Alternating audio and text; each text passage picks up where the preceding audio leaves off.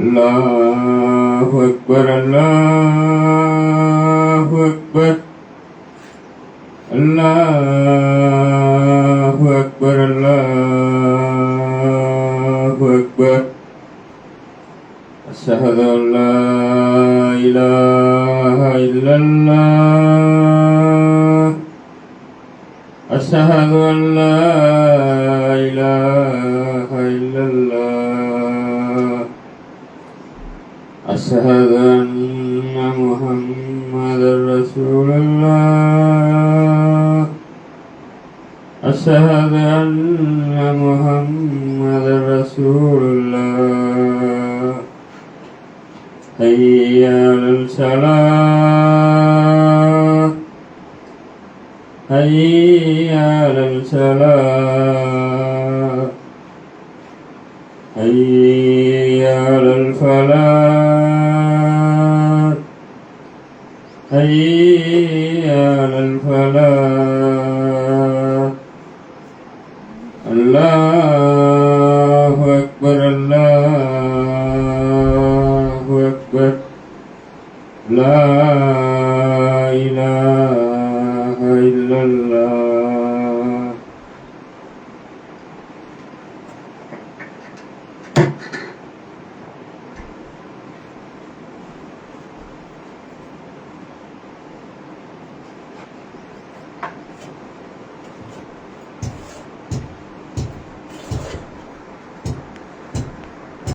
نستعينه ونستغفره ونعوذ بالله من شرور أنفسنا ومن سيئات أعمالنا من يهده الله فلا مضل له ومن يضلل فلا هادي له وأشهد أن لا إله إلا الله وأشهد أن محمدا عبده ورسوله أما بعد فأعوذ بالله من الشيطان الرجيم يا أيها الناس اتقوا ربكم الذي خلقكم من نفس واحدة وخلق منها زوجها وبث منهما رجالا كثيرا ونساء واتقوا الله الذي تساءلون به والأرحام إن الله كان عليكم رقيبا يا أيها الذين آمنوا اتقوا الله حق تقاته ولا تموتن إلا وأنتم مسلمون يا أيها الذين آمنوا اتقوا الله قولوا قولا سديدا يصلح لكم أعمالكم ويغفر لكم ذنوبكم ومن يطع الله ورسوله فقد فاز فوزا عظيما إن أصدق الحديث كتاب الله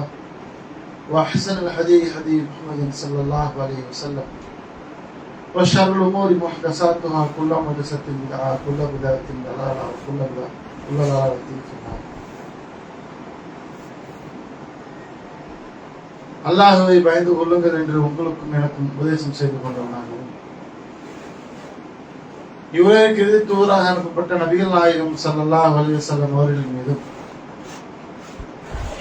அவருடைய வாழ்க்கை வரலாற்றினை தன்னுடைய வாழ்க்கை நெறியாக ஏற்று பின்பற்றி வாழ்ந்து மறைந்திருக்கிற சத்திய சஹாபாக்கள் மீதும் சஹாபிய பெண்மணிகள் மீதும் இந்த ஜும்மா தினத்தன்று இங்கு ஒன்று கொண்டிருக்கிற நாம் அனைவரின் மீதும் அல்லாஹினுடைய சாந்தி சமாதானம் என்றென்றும் உங்களோட்டுமாக நான் துஆ செய்து கொண்டவனாகவும் இந்த ஜும்மாவுடைய உரை ஆரம்பம் செய்கிறேன். எல்லாம் அல்ல அல்லாஹ்வின் நல்லடியார்களே, அல்லாஹ் ரப்புல் ஆலமீன் இந்த மனிதனை பற்றி ஒரு இடத்துல திருமறை குர்ஆனிலே சொல்லும் பொழுது இன்னல் இன்சான லிரப்பிஹி லகனூத், மனிதன் இறைவனுடைய விஷயத்தில் எப்படி இருக்கிறான் என்றால் நன்றி கெட்டவனாக இருக்கிறான். மனிதனுடைய பண்பை பற்றி அல்லாஹ் சொல்லும் பொழுது மனிதன் நன்றி கெட்டவனாக இருக்கிறான் என்று இறைவன் திருமறை குர்ஆனிலே இந்த மனிதனை பற்றி பல்வேறு விதமாக இறைவன் திருமறை குர்ஆனிலே பேசுகிறான். மனிதன் பலகீனமாக படைக்கப்பட்டிருக்கிறான் என்று ஒரு இடத்துல இறைவன் பேசுகிறான். விந்து துளியிலிருந்து இவன் படைக்கப்பட்டிருக்கிறான் என்று ஒரு இடத்துல பேசுகிறான். அப்படி பல இடங்களிலே இறைவன் பேசுகிற பொழுது அதில் ஒரு இடத்தில் சொல்லும் பொழுது மனிதன் இறைவனுக்கு நன்றி கெட்டவனாக இருக்கிறான். அல்லாஹ் இதை சொல்கிறான் இல்லையா திருமறை குர்ஆனில், நன்றி கெட்டவனாக இருக்கிறான். அப்படி என்ன இறைவனுக்கு அல்லது மனிதனுடைய குணம் நன்றி கெட்ட குணமாக இருக்கிறது என்று நீங்கள் பார்த்தீர்கள் என்றால் இறைவனை மறந்த ஒரு வாழ்க்கையாக, இறைவனை தொழாத ஒரு வாழ்க்கையாக, இறைவனை வழிபடாத ஒரு வாழ்க்கையாக இன்றைக்கு மனிதனுடைய வாழ்க்கை மாறி இருக்கிறது. ஒரு சிலர் இறை பக்தியோடும், ஒரு சிலர் இறைவனை தொழுது கொண்டும், ஒரு சிலர் இறைவனை வணங்கிக் கொண்டும் இருக்கிறார்கள். அவர்கள் தனி. ஆனால் மனிதர்களில் பெரும்பாலானோர் எப்படி இருக்கிறார்கள் என்றால், இறைவனிடத்திலே இருந்து எல்லாவற்றையும் பெற்றுக்கொண்டு, எல்லாவற்றையும் என்றால் அந்த எல்லாவற்றையும் என்கிற வார்த்தை ஆழமான வார்த்தை. ஒரு மனிதனுக்கு தேவையானது மட்டுமல்ல, தேவையானது என்ன? உணவு, உடை, இருப்பிடம், ஆரோக்கியமான வாழ்க்கை, நல்ல மனைவி, நல்ல பிள்ளைகள், பெற்றோர்கள், சகோதர சகோதரிகள், உறவினர்கள், இதெல்லாம் மனிதனுக்கு தேவைதானே. இதை பெற்றுக் கொள்கிறான். இதை தாண்டி என்ன? பொருளாதாரத்தை பெற்றுக் கொள்கிறான். அதையும் தாண்டி பெற்றோர்கள் நன்றாக படிக்க வைத்திருந்தால், அவன் நன்றாக படித்திருந்தால் அந்த கல்வியை பெற்றுக் கொள்கிறான். அதையும் தாண்டி வீடு, வாகனம் எல்லாவற்றையும் இந்த மனிதன் பெற்றுக் கொள்கிறான். இதுவெல்லாம் அவனுடைய உழைப்பால் வந்ததா? இதுவெல்லாம் அவனுடைய அறிவால் வந்ததா? இல்லை, அல்லாஹ் நாடியதால் வந்தது. அல்லாஹ் தர வேண்டும் என்று நினைத்து அல்லாஹ் அவனுக்கு விதித்திருக்கிறான். அது அவருக்கு எது விதிக்கப்பட்டதோ அதை அவர் அடைந்து கொண்டார். அது மாதிரிதான் நமக்கும். நம் வீடு வாசலை வைத்திருக்கிறோம் என்றால், தோட்டங்களை வைத்திருக்கிறோம் என்றால், பொருளாதாரத்தை வைத்திருக்கிறோம் என்றால், இறைவன் நமக்கு தர வேண்டும் என்று நாடி இருக்கிறான். நம்முடைய உழைப்பெல்லாம் ஒண்ணும் இல்லை, நம்முடைய அறிவெல்லாம் ஒண்ணும் இல்லை, நம்முடைய திறமையெல்லாம் ஒண்ணும் இல்லை. இதெல்லாம் இரண்டாவது. அல்லாஹ் நாடினால் நமக்கு கிடைத்தது. இதுதான் முதல் விஷயம். இப்படி எல்லாவற்றையும் இறைவனிடத்திலே இருந்து பெற்றுக்கொண்ட மனிதன் காலப்போக்கில், அல்லாஹ் குர்ஆன்ல வேற சில வரலாறுகளை சொல்லும் பொழுது கூட சொல்கிற பொழுது, எப்பா இறைவன் தானே உனக்கு இந்த பொருளாதாரத்தை கொடுத்தான் என்று அந்த சமூகத்தில் இருக்கக்கூடியவர்கள், பொருளாதார வசதி படைத்த ஒருவரிடத்தில் சொல்லும் பொழுது, இன்னமா ஊத்தீத்து, இது எனக்கு வழங்கப்பட்டதெல்லாம் என்னிடத்தில் இருக்கிற அறிவினால் தான் வழங்கப்பட்டதுன்னா. காரூனை பற்றி அல்லாஹ் பேசும் பொழுது, மிகப்பெரிய செல்வந்தன் காரூன். எந்த அளவிற்கு செல்வந்தன்? அவனுடைய இந்த கஜானாவினுடைய சாவியை சுமக்க வேண்டும் என்றாலும் கூட ஒரு வலிமையான கூட்டம் தேவை. அல்லாஹ் குர்ஆன்ல சொல்றது, நம்ம வர்ணித்து சொல்லல. அவன் அந்த அளவுக்கு வசதியானவன் என்பதை வர்ணித்து மிகைப்படுத்தி சொல்லவில்லை. அல்லாஹ் குர்ஆனிலே சொல்கிறான், அவனுடைய கஜானாவினுடைய சாவியை சுமப்பதற்கு வலிமையான ஒரு கூட்டம் இருந்தது. அப்ப எவ்வளவு பெரிய கஜானா, அப்ப எவ்வளவு பொருளாதாரங்களை அல்லாஹ் அவனுக்கு தங்கம், வெள்ளி, என்னவெல்லாம் விலை மதிப்பு மிக்கதாக இருக்குமோ. இப்பதானே பொருளாதாரம், காசு, பணம் எல்லாம் இந்த ஒரு 100 ஆண்டுல தானே வந்துச்சு. 100 ஆண்டுகளுக்கு முன்னால் என்ன? தங்கம், வெள்ளி தான், அதுதான் மதிப்பானது. அப்ப அல்லாஹ் எவ்வளவு அந்த காரூனுக்கு இறைவன் கொடுத்திருக்கிறான் என்பதை பாருங்கள். ஆனா அவன் சொன்ன வார்த்தை என்ன? என்னுடைய அறிவால் இது கிடைத்தது. அறிவால் கிடைத்ததா? இல்ல. அப்ப அல்லாஹ் நாடியதால் ஒருவன் செல்வந்தனாக இருக்கிறான். அல்லாஹ் நாடி இருந்ததால் ஒருவன் ஏழையாக இருக்கிறான். அல்லாஹ் தான் நாடியோருக்கு தாராளமாக தருவான், தான் நாடியோருக்கு குறைத்தும் தருவான். இதுதான் இறைவனுடைய நியதி, இயற்கையாக இருக்கிறது. அப்ப இறைவனிடத்தில இருந்து எல்லாவற்றையும், ஆரோக்கியத்தில இருந்து, பொருளாதாரத்தில இருந்து, வீட்டில இருந்து, வாகனத்தில இருந்து எல்லாவற்றையும் பெற்றுக்கொண்ட மனிதன் இறைவனுக்கு நன்றி செலுத்தக்கூடியவனாக இன்றைக்கு இருக்கிறானா? சிந்திச்சு பாருங்க. இன்றைக்கு நாமெல்லாம் நன்றி உள்ளவர்களாக இருக்கிறோமா? நாம் உடுத்தக்கூடிய ஆடையை என்றைக்காவது சிந்திச்சிருக்கிறோமா? நாம் உண்ணக்கூடிய உணவை என்றைக்காவது சிந்திச்சிருக்கிறோமா? நாம் இருக்கக்கூடிய வீட்டை என்றைக்காவது நாம் சிந்தித்திருக்கிறோமா? இல்ல. ஏன்? அது நமக்கு கிடைத்திருக்கிறது, அதனுடைய அருமை தெரியவில்லை, அதனுடைய முக்கியத்துவம் நமக்கு தெரியல. இல்லாதவர்கிட்ட போய் கேட்டு பாருங்க. ஒருவேளை உணவிற்காக பிறரிடத்துல கையேந்துபவரிடத்துல கேட்டு பாருங்கள், இதனுடைய அருமை தெரியும், இதனுடைய முக்கியத்துவம் தெரியும். நல்ல ஆடைகள் உடுத்துவதற்கு இல்லாதவரிடத்துல கேட்டு பாருங்கள். நமக்கு ரொம்ப இறுக்கமா இருக்கக்கூடிய ஆடையை கழிக்கிறோம், பழசாயிருச்சுன்னு இன்னைக்கு கழிக்கிறோம். நாம் எத்தனையோ ஆடைகளை கழிக்கிறது தான் மற்றவர்களுக்கு போடக்கூடிய ஆடையாக இருக்கிறது. ஆடையை பெற்றுக் கொள்கிறார்கள் இன்றைக்கு. அப்ப இறைவனிடத்திலிருந்து நாம் பெற்றுக்கொண்ட எல்லா அருட்கொடைகளுக்கும் நன்றி செலுத்தக்கூடிய மக்களாக நாம் இருக்க வேண்டும். நன்றி செலுத்துறதுனா 24 மணி நேரத்தில் இறைவனை பகல் முழுக்க தொழுது, இரவு முழுக்க தொழுது, பகலில் இருக்கக்கூடிய தொழுகைகளையும் தொழுது. தொழுகைனா வணக்கம்னா பகல் இருக்கக்கூடிய வணக்கம் என்ன? நோன்பு வைக்கலாம், குர்ஆன் ஓதலாம், திக்ர் செய்யலாம். இது இரவிலும் செய்யலாம், பகலையும் செய்யலாம். நோன்பு வைப்பது மாத்திரம் பகல்ல தான் செய்ய முடியும். பகல் முழுக்க, ஒரு நாள் முழுக்க நாம் இறைவனுக்கு வணக்க வழிபாடுகளிலேயே இருக்க வேண்டும் என்று இஸ்லாம் சொல்லவில்லை. இவ்வளவு அருட்கொடைகள் அல்லாஹ் கொடுத்திருக்கிறான்ல, அல்லாஹ் சொல்வது என்ன? அந்த 5 நேர தொழுகை அது கடமையாக்கப்பட்டிருக்கிறது முஸ்லிம்களுக்கு. அந்த தொழுகையினுடைய விஷயத்துல இன்றைக்கு கவனம் எடுக்கிறோமா? அந்த தொழுகையினுடைய விஷயத்துல இன்றைக்கு நம்முடைய நிலைமை எப்படி இருக்கிறது?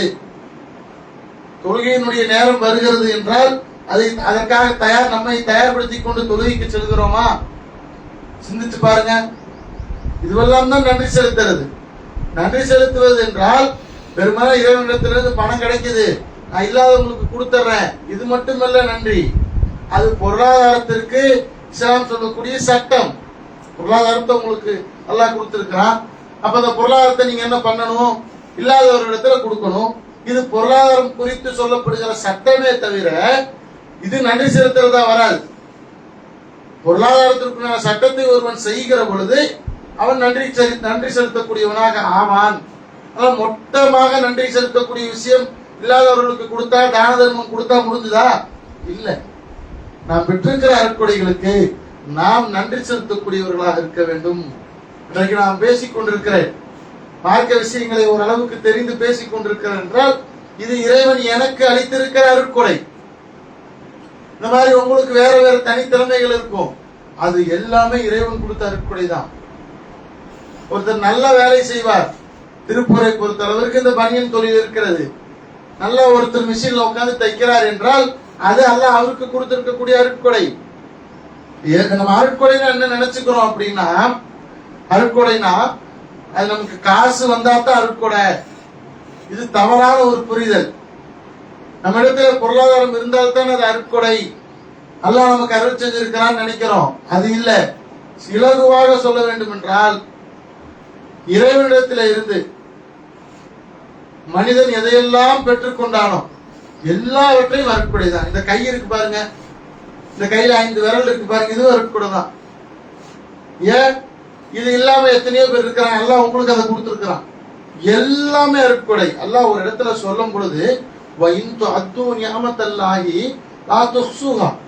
நீங்கள் அல்லாஹ்வினுடைய அருட்கொடைகளை, அருளை என்ன நினைத்தீர்கள் என்றால் எண்ணவே முடியாது. நீங்க எண்ணீர்களே பார்ப்போம். அல்லாஹ்வுடைய அருட்கொடைகளை லிஸ்டே போடுங்க, நான் என்னெல்லாம் அல்லாஹ் எனக்கு கொடுத்திருக்கிறான். நீ எப்படி கணக்கிட்டாலும் அந்த கணக்குல அது அடங்காது.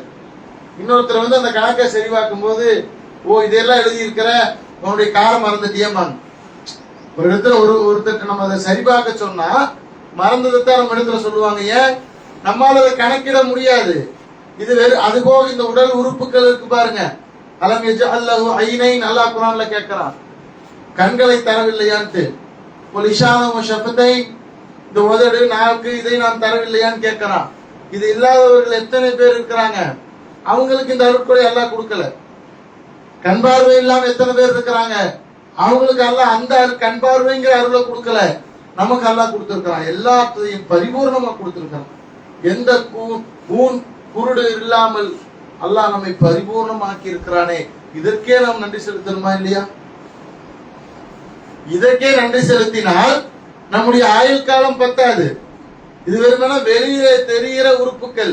அலம் யஜ்அல்லஹு ஐனைன், அல்லாஹ் கேட்கிறான்ல, கண்களை கொடுக்கலையா? லிசானஹு ஷஃபதைன், அந்த உதடுகள் நாவுகளை கொடுக்கலையா அப்படின்னு கேட்கிறான். இதெல்லாம் வெளிப்படையிலே தெரிகிறது. உள்ள உடல் உறுப்புகள் இன்றைக்கு எத்தனை பேர் அந்த கிட்னிக்காக டயாலிசிஸ் பண்றாங்க? 2 கிட்னியில் ஒரு கிட்னி ஃபெயிலியர் ஆயிருக்கும். ஒரு கிட்னியை வைத்துக் கொண்டு வாழக்கூடியவர்கள் எத்தனை பேர் இன்றைக்கு நம்மை சுற்றியே இருக்கிறார்கள்? யோசிச்சு பாருங்க. நம்முடைய குடும்பத்தில் இருக்கலாம், நம்முடைய பெற்றோர்களா இருக்கலாம், எத்தனை பேர் இருக்கிறாங்க. ஆனா நமக்கு இன்னைக்கு அது இருக்குதா? நமக்கு தெரிய மாட்டேங்குது. அது எல்லாம் நமக்கு கிடைச்சிருச்சுன்னா நமக்கு அந்த அருமை எப்படி தெரியும்? சிந்திச்சு பார்க்கணும். அல்லாஹ் கணக்கிட்டு பாருங்க. நீங்கள் கணக்கிட்டால் கணக்கில் அடங்காது. நீங்க கணக்கிடுறதெல்லாம் நமக்கு கிட்னி நல்லா இருக்குன்னு கணக்கிடுவீங்களா? நான் கணக்கிட்டு இருக்க மாட்டேன். அந்த கிட்னி அதற்குண்டான வேலையை செய்ய மறுக்கத்தான் அதனால் ஏற்படுகிற உடல் உபாதைகள், வேற வேற பிரச்சனைகள் நமக்கு ஏற்படும் பொழுதுதான் அந்த கிட்னியினுடைய அந்த முக்கியத்துவம் என்னங்கிறது நம்ம உணர்வோம். எத்தனையோ பேர் நம்மை சுற்றி அது இல்லாமல் இருக்கிறாங்க, டயாலிசிஸ் பண்றாங்க, ஒரு கிட்னியோடு வாழ்ந்து கொண்டிருக்கிறார்கள். அவர்களை பார்த்து கூட நமக்கு தெரியாது, ஏன்னா நமக்கு வரல இல்லை இன்னும். இது மாதிரி உள்ள இருக்கக்கூடிய எத்தனையோ உறுப்புகள் அதுவும் அல்லாஹ் கொடுத்திருக்கிறார். எத்தனையோ பேருக்கு ரத்தம் பத்தலைம்பாங்க. நீங்க மருத்துவர்கிட்ட போய் பாத்தீங்கன்னா பிளட் டெஸ்ட் எடுத்தோ அல்லது சிலர் அனுபவமானவர்கள் இருந்தா முகத்துல பார்த்துட்டு ரத்தம் கம்மியா இருக்குதும்பாங்க. அதுவும் அல்லாஹ்வுடைய அருள் தான். எதையெல்லாம் மனிதனுக்கு அல்லாஹ் கொடுத்திருக்கிறானோ அது எல்லாமே அருள். அதை நாம் விளங்கி கொண்டால் இது அருட்கொடையா, இது அருட்கொடை இல்லையா, அதெல்லாம் நமக்கு அந்த குழப்பமே வராது. நாம் உடுத்தக்கூடிய உடையில இருந்து, உண்ணக்கூடிய உணவில இருந்து, இன்றைக்கு எல்லாருடைய கருத்துல இருக்கிற மொபைல் போன்ல இருந்து, எல்லாமே நம் காலில் அணியக்கூடிய செருப்பில இருந்து எல்லாமே அல்லாஹ்வுடைய அருட்கொடை. அதுதான் நபி அவர்கள் சொன்னார்கள், செருப்பினுடைய வார் அருந்தாலும் கூட அல்லாஹ்விடத்திலே கேளுங்கள். ஏன் ரசூலுல்லாஹ் அதை உதாரணமா சொன்னாங்க? செருப்பில்லாமல் நடக்கக்கூடியவர்களுக்குத்தான் செருப்பினுடைய அருமை தெரியும், நமக்கு இருக்கு தெரியல. ஒட்டுமொத்தமாக இறைவனிடத்திலிருந்து நாம் பெற்றுக்கொண்ட எல்லா அருட்கொடைகளுக்குமே நன்றி செலுத்த மனிதன் கடமைப்பட்டு இருக்கிறான். அதுக்குத்தான் மனிதனை படைத்திருக்கிறான். மனித ஜின் வர்க்கத்தை நீ வணங்குவதற்காக இன்றி படைக்கவில்லைங்கிறான். அப்ப இந்த வணக்கத்தை செலுத்துவது என்பது, நன்றி செலுத்துவது என்பது வார்த்தைகளாலும் உண்டு. அல்ஹம்துலில்லாஹ்னு சொல்றோம், இதெல்லாம் நன்றி செலுத்துறது. ஒரு நல்ல செய்தி நடக்குது, நமக்கு பணம் வருது, நமக்கு குழந்தை பிறந்திருக்குது, நமக்கு இருந்த ஒரு நோய் நம்மை விட்டு போயிருச்சு, ஒரு நல்ல செய்தி கிடைக்கிறது என்றால் அல்ஹம்துலில்லாஹ், எல்லா புகழும் அல்லாஹ்வுக்கு தான், எல்லாம் அல்லாஹ்வால் தான் முடிகிறது என்று நம்ம உணர்ந்து சொல்றோம் பாருங்க. இது நாம் நாவால் செலுத்தக்கூடிய நன்றி. பொருளாதாரத்திற்கு எப்படி அதற்குரிய சட்டத்தை நிறைவேற்றுகிற பொழுது அதற்கு நன்றி செலுத்தியவர்களாக ஆகுமோ, அதே போல எல்லாத்துக்கும் இருக்கு. நாவால் செலுத்தக்கூடியது, நம்முடைய உடலால் அல்லாஹ்வுக்கு நன்றி செலுத்தக்கூடியது என்றால் இந்த வணக்க வழிபாடுகளுக்கு நம்முடைய உடலை ஒத்துழைக்க வைக்கிறோம் பாருங்க, அதுதான். தொழுகையான நேரத்துக்கு தொழுகைக்கு போவது, நோன்பினுடைய மாதங்கள்ல நோன்பை வைப்பது, ஆரோக்கியமாக இருந்து பொருளாதாரம் இருக்குமானால் ஹஜ்ஜுக்கு போவது, உம்ராவை நிறைவேற்றுவது, இது எல்லாம் அல்லாஹ்வுக்கு நாம் செலுத்தக்கூடிய ஷுக்கூர், நன்றி. இன்னும் இஸ்லாம் எந்த அளவிற்கு இதை சொல்கிறது என்றால், நபிகள் நாயகம் ஸல்லல்லாஹு அலைஹி வஸல்லம் அவர்கள் சொல்கிறார்கள், ரசூல் ஸல்லல்லாஹு அலைஹி வஸல்லம் எந்த அளவுக்கு சொல்றாங்க அப்படின்னா, மல்லம் யஷ்குரின் நாஸ, யார் மனிதர்களுக்கு நன்றி செலுத்தவில்லையோ, லம் யஷ்குரில்லாஹ், அவர்கள் அல்லாஹ்வுக்கு நன்றி செலுத்தியவர்களாக ஆக மாட்டார்கள். மனிதர்களிடத்தில் நாம் பெற்றிருக்கிற விஷயத்திற்கும் அவர்களுக்காக வேண்டி துஆ செய்யணும், அவர்களுக்காக வேண்டி அல்லாஹ்விடத்துல பிரார்த்திக்கணும். நன்றி கடன் பெற்று ஒருத்தர் பொருளாதாரத்தை நமக்கு கொடுக்கிறாரு அப்படின்னா அவர் நமக்கு செய்யக்கூடிய உதவி. நன்றி மறந்து நம்ம இருக்கக்கூடாது. நன்றி மறப்பது நன்றி இல்லைன்னு நிறைய பழமொழிகள் எல்லாம் இருக்கிறது. அது மனிதர்கள், ஒரு மனிதர் சக மனிதருக்கு செய்யக்கூடிய உதவியில இருந்து அதுல கூட நம்ம கவனமா இருக்கிறோம். ஏன் நம்ம நன்றி கெட்டு இருந்துட்டோம்னா அடுத்து அவர் நமக்கு உதவி செய்ய மாட்டார் என்பதிலே தெளிவாக இருக்கிறோம். ஆனால் அல்லாஹ் எவ்வளவு இரக்கமானவன்னு பாருங்க, அல்லாஹ் எவ்வளவு கருணையாளன்னு பாருங்க. நீங்கள் நன்றி கெட்டவர்களாக இருந்த பொழுதும் கூட உங்களுக்கு கொடுக்கக்கூடிய ஆரோக்கியத்தை குறித்துக் கொண்டிருக்கிறான், உங்களுக்கு கொடுக்கக்கூடிய மகிழ்ச்சி கொண்டிருக்கிறான், உங்களுக்கு கொடுக்கக்கூடிய பொருளாதாரக்கூடிய ரிஸ்க், வாழ்வாதாரம் இருக்கு பாருங்க. வாழ்க்கைக்கு தேவையான வாழ்வாதாரம், உணவு, பொருளாதாரம் எல்லாத்தையும் எல்லாம் கொடுத்துட்டு இருக்கிறான். நீங்கள் நன்றி கெட்டு நடக்கும் பொழுது கூட. அப்ப நாம் என்ன செய்ய வேண்டும்? நன்றி உள்ளவர்களாக இருக்க வேண்டும். இறைவன் திருமறை குர்ஆனில ஒரு பொது அறிவிப்பை விடுகிறான். வயது தஅத்தன ரப்புக்கும், நபியே உம்முடைய இறைவன் அந்த மக்களுக்கு பிரகடனப்படுத்தியதை, பொது அழைப்பு விடுத்ததை நீர் நினைத்து பார்ப்பீராக. என்ன நினைக்கணும்? லஇன் ஷக்கர்தும், நீங்கள் இறைவனிடத்திலே இருந்து பெற்றுக்கொண்ட அருட்கொடைகளுக்கு, அது உடல் உறுப்புகளாக இருக்கலாம், ஆரோக்கியமாக இருக்கலாம், வீடு வாசல் காரு பங்களா எதுவா இருக்கலாம், லஇன் ஷகர்தும், நீங்கள் இறைவனிடத்திலிருந்து பெற்றுக்கொண்ட அந்த அருட்கொடைகளுக்கு நன்றி செலுத்துவீர்கள் என்றால் லஅஸீதன்னக்கும், உங்களுக்கு நான் அதை அதிகப்படுத்தி தருவேன். என்ன வாக்குறுதின்னு பாருங்க. அல்லாஹ்வுடைய வாக்குறுதி உண்மையானது. அல்லாஹ் பொய் பேசுபவன் இல்லை, வாக்கு மீறுபவன் இல்லை. அப்ப அல்லாஹ்வுடைய வாக்குறுதி எப்படி இருக்கிறது? லஇன் ஷகர்தும், நீங்கள் நன்றி செலுத்துவீர்களே ஆனால் லஅஸீதன்னக்கும், உங்களுக்கு நான் சேர்த்தி தருவேன், இன்னும் தருவேங்கிறான். இன்னைக்கு வியாபாரத்துல லாபம் வந்துச்சு அல்ஹம்துலில்லாஹ் நம்ம சொல்றோம் பாருங்க, அந்த ஒற்றை வார்த்தைக்கு இறைவன் இன்னும் பொருளாதாரத்தை கொடுப்பான். அப்ப நாம் என்ன செய்யணும்? வலஇன் கஃபர்தும், அவர்கள் அதை மறுத்தார்கள் என்றால், நன்றி கெட்டு நடந்தார்கள் என்றால், இன்ன அதாபி லஷதீத், என்னுடைய வேதனை இருக்கிறதே அது கடுமையானது. அப்ப அந்த கடுமையான வேதனையை நாம் அனுபவிக்க தயாரா இருக்கிறோமா, நன்றி செலுத்த தயாரா இருக்கிறோமா என்பதை இந்த ஜும்மாவிலே நாம் அறிந்து கொள்ள வேண்டும், சிந்தித்துக் கொள்ள வேண்டும். எவ்வளவு அருட்கொடைகள், ஒண்ணுமே நம்மளால சொல்லவே முடியாது, அவ்வளவு அருட்கொடைகள். அதெல்லாம் பட்டியலிட்டால் பட்டியலிட முடியாதுன்னு நான் சொல்லல, அல்லாஹ் தான் குர்ஆன்ல சொல்றான். 16வது அத்தியாயத்தினுடைய 18வது வசனத்தை எடுத்து நீங்கள் படித்து பாருங்கள். அல்லாஹ்வுடைய அருட்கொடைகளை எண்ண முடியாது. இன்னல் இன்சான லலூமுன் கஃபார், ஆனால் மனிதன் அநியாயம் இழைக்கக்கூடியவனாகவும் அதை நிராகரிக்கக்கூடியவனாகவும் தான் இருக்கிறான் என்று அல்லாஹ் திருமறை குர்ஆனில் சொல்கிறான். அன்பார்ந்த சகோதர சகோதரிகளே, நாம் எதை வளர்த்திக் கொள்ள வேண்டும் என்றால், அதெல்லாம் நல்ல பண்புகள்ல ஒரு விஷயம் நன்றி செலுத்துறது. அதான் யார் மனிதருக்கு நன்றி செலுத்தவில்லையோ அவர் இறைவனுக்கு நன்றி செலுத்தியவராக மாட்டாருன்னு நபிகள் நாயகம் ஸல்லல்லாஹு அலைஹி வஸல்லம் அவர்கள் சொல்கிறார்கள்.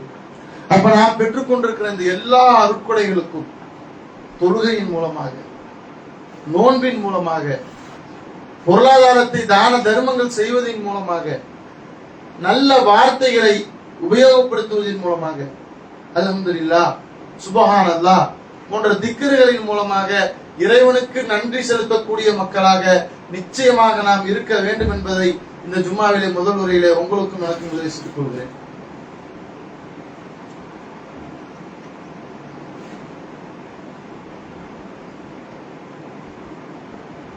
அல்ஹம்துலில்லாஹி ரப்பில் ஆலமீன் வல் ஆகிபத்து லில் முத்தகீன் வஸ்ஸலாத்து வஸ்ஸலாம் அலா மன் கான பி இபாதஹு வ அலா ஆலிஹி வ ஸஹ்பிஹி அஜ்மஈன்.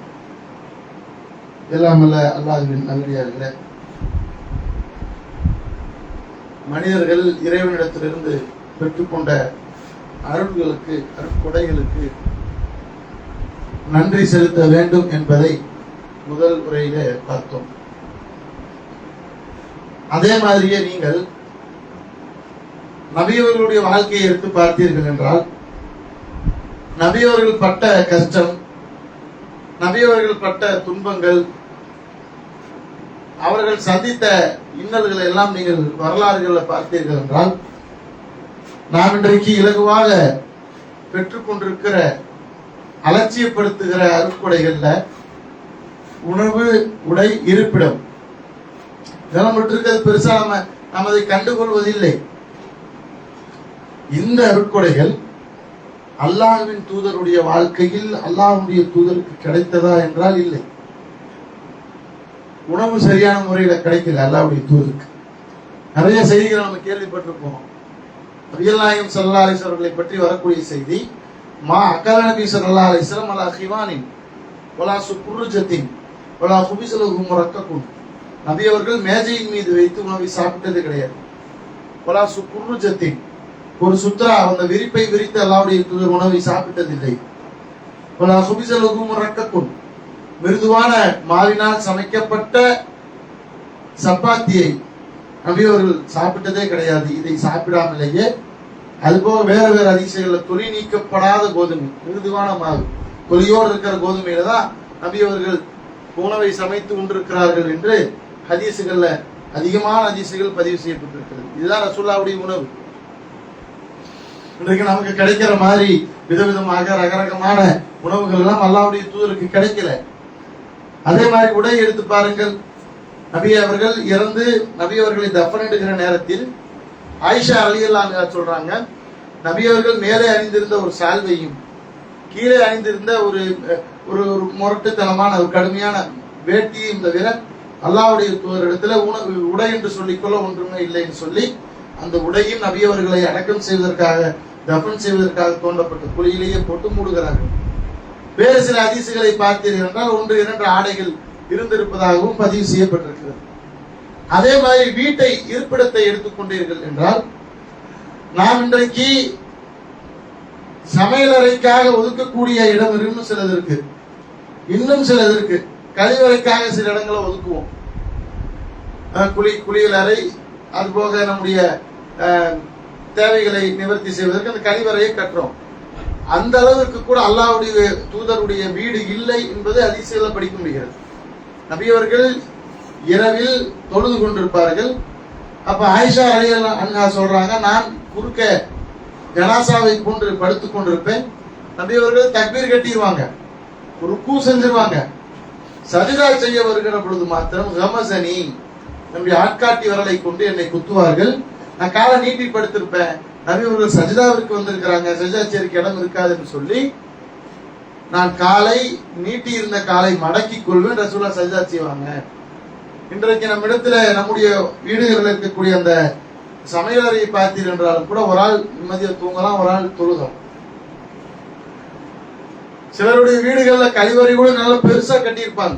அவங்களுக்கு அல்லாஹ் கொடுத்திருக்கிற அருட்கொடை. அப்ப அல்லாஹ்வுடைய தூதர் உணவை பெற்றுக் கொள்ளவில்லை, உடையை பெற்றுக் கொள்ளவில்லை, இருந்தது பரிபூர்ணமாக இல்லை, வீடும் இருந்தது பரிபூர்ணமாக இல்லை. ஆனால் அல்லாஹ்வுடைய தூதர் இறைவனுக்கு எப்படி நன்றி செலுத்துவார்கள் தெரியுமா? ஆயிஷா ரலியல்லாஹு அன்ஹா கேட்கிறார்கள், அல்லாஹ்வுடைய தூதரே, முன்பின் பாவங்கள் மன்னிக்கப்பட்ட நீங்கள், அல்லாஹ் உங்களுக்கு முன்னால் செய்த பாவத்தையும் பின்னால் செய்திருக்கிற பாவத்தையும் மன்னிச்சுட்டான். நீங்கள் ஏன் இரவு நேரங்களில் கால் கடுக்கிற அளவிற்கு நின்று வணங்க வேண்டும்? தூங்கலாமே, ஓய்வு எடுக்கலாமே என்று கேட்கும் பொழுது அல்லாஹ்வுடைய தூதர் சொன்னாங்க, அஃபலா அகூனு அப்தன் ஷுக்கூரா, அல்லாஹ்விற்கு நன்றி செலுத்தக்கூடிய அடியானாக நான் இருக்க வேண்டாமா அப்படின்னு கேட்கிறாங்க. அப்போ அளவாக அருட்கொடைகளை அளவாக பெற்றுக்கொண்ட அல்லாஹ்வுடைய தூதர் இரவெல்லாம் நின்று கால் நீங்குகிற அளவிற்கு வணக்க வழிபாடுகளிலும் தொழுகையிலும் ஈடுபட்டார்கள் என்றால், இன்றைக்கு இவ்வளவு அருட்கொடைகளை பெற்றுக் கொண்டிருக்கிற மனிதர்களாக இருக்கக்கூடிய நாம் எப்படி இறைவனை தொழ வேண்டும், எப்படி இறைவனுக்கு வணக்க வழிபாடுகளை செலுத்த வேண்டும்? சிந்திச்சு பாருங்க. நம்மால் யோசிக்க முடியுதா? நம்ம என்ன செய்யணும்னு நம்மால் யோசிக்க முடிகிறதா? இதுதான் அல்லாஹ்வுடைய தூதர். அல்லாஹ்வுடைய தூதரை பற்றி அல்லாஹ் சொல்லும் பொழுது, வமா அர்சல்நாக்க இல்லா ரஹ்மத்தன் லில் ஆலமீன், அகிலத்தார் அனைவருக்கும் நபியை ஒரு அருளாக அனுப்பினோம். பாருங்க, அருட்கொடைகளை நான் கணக்கிட்டு ஒரு சில விஷயத்தை சொன்ன, ரசூலுல்லாஹ் சொல்ல மறந்துட்டேன். அல்லாஹ் நமக்கு கொடுத்திருக்கிற அருட்கொடைகளில் அல்லாஹ்வுடைய தூதரும் ஒரு மிகப்பெரிய அருட்கொடை. அதை நான் மறந்துட்டேன். அப்ப அல்லாஹ்வுடைய தூதர் குறைவாக இறைவனிடத்திலிருந்து பெற்றுக்கொண்ட இவ்வளவு வணக்க வழிபாடுகளை செய்தார்கள் என்றால் நம்ம எப்படி செய்ய வேண்டும் என்பதை நாமே அதை முடிவு செய்து கொள்ள வேண்டும். பாருங்கள், நபிகள் நாயகம் ஸல்லல்லாஹு அலைஹி வஸல்லம் அவர்கள் துஆவை சொல்லித் தருகிறார்கள். காலமின் துஆய் ரசூலுல்லாஹி ஸல்லல்லாஹு அலைஹி வஸல்லம், ரசூலுல்லாஹ்வுடைய துஆக்களிலே ஒன்று தொழுகை முடித்து ரசூலுல்லாஹ் ஓதுவாங்க. அல்லாஹும்ம இறைவா ஐன்னி அலா திக்ரிக, இறைவா எனக்கு நீ உதவி செய்யணும். எதுக்கு உதவி செய்யணும்? அலா திக்ரிக, உன்னை நினைவு கூற எனக்கு நீ உதவி செய்ய வேண்டும். வஷுக்ரிக, உனக்கு நன்றி செலுத்த எனக்கு உதவி செய்ய வேண்டும். வஹுஸ்னி இபாதத்திக, அழகான முறையிலே உன்னை வணங்க எனக்கு உதவி செய்ய வேண்டும். இந்த துஆவை எல்லாரும் கேட்கணும். ஒவ்வொரு தொழுகைக்கு பின்னாலும் அல்லாஹ்வுடைய தூதர் ஓதுவாங்க. ஒரு சிறிய ஒரு வரி கொண்ட துஆ தான். அல்லாஹும்ம இன்னி, இறைவா எனக்கு உதவி செய். அல்லாஹ் திக்ரிக்க, உன்னை நினைக்கிறது, அதுவும் அல்லாஹ்வுக்கு நன்றி செலுத்துறது தான். அல்லாஹ்வை நினைப்பது அல்லாஹ்விற்கு நன்றி செலுத்துவது. வஷுக்ரிக்க, இன்னும் உனக்கு நன்றி செலுத்தணும்னே அந்த அந்த துஆல இடம் பெறுகிறது. வஹுஸ்னி இபாதத்திக்க, அழகான முறையில வணங்க வேண்டும் என்றால் வணங்குறதும் அல்லாஹ்வுக்கு நன்றி செலுத்துறது தான். ஆக நபி அவர்கள் அதிகம் அதிகம் இந்த துஆவை கேட்டிருக்கார்கள். இனி வரக்கூடிய காலங்களில் நாம் பெற்றுக்கொண்ட அருட்கொடைகளுக்கு அல்லாஹ்விடத்திலே அதிகம் நன்றி செலுத்த வேண்டும். நன்றி செலுத்தக்கூடிய வழிமுறையும் நான் ஜும்மாவுடைய உரையில முதலிலே குறிப்பிட்டிருந்தேன். அதுபோல இந்த துவாவை அல்லாஹும்ம இன்னி அலா திக்ரிக்க வ ஷுக்ரிக்க வ ஹுஸ்னி இபாதத்திக்க, இறைவா உன்னை நினைப்பதற்கும் உனக்கு நன்றி செலுத்துவதற்கும் வணக்க வழிபாடுகளை அழகான முறையிலே அமைத்துக் கொள்வதற்கும் இறைவா எனக்கு நீ உதவி செய்வாயாக என்று நம்முடைய துவாவிலே இணைத்துக் கொள்கிற பொழுது அல்லாஹ்வுடைய உதவி அவனுக்கு நன்றி செலுத்துகிற விஷயங்களில் கண்டிப்பாக நமக்கு இருக்கும் என்பதை சொல்லி என்னுடைய ஜும்மாவுடைய உரையை நிறைவு செய்கிறேன். வாஹிருதவானா அல்ஹம்துலில்லாஹி ரப்பில் ஆலமீன். அஸ்ஸலாமு அலைக்கும் வரஹ்மத்துல்லாஹி வபரகாத்துஹு.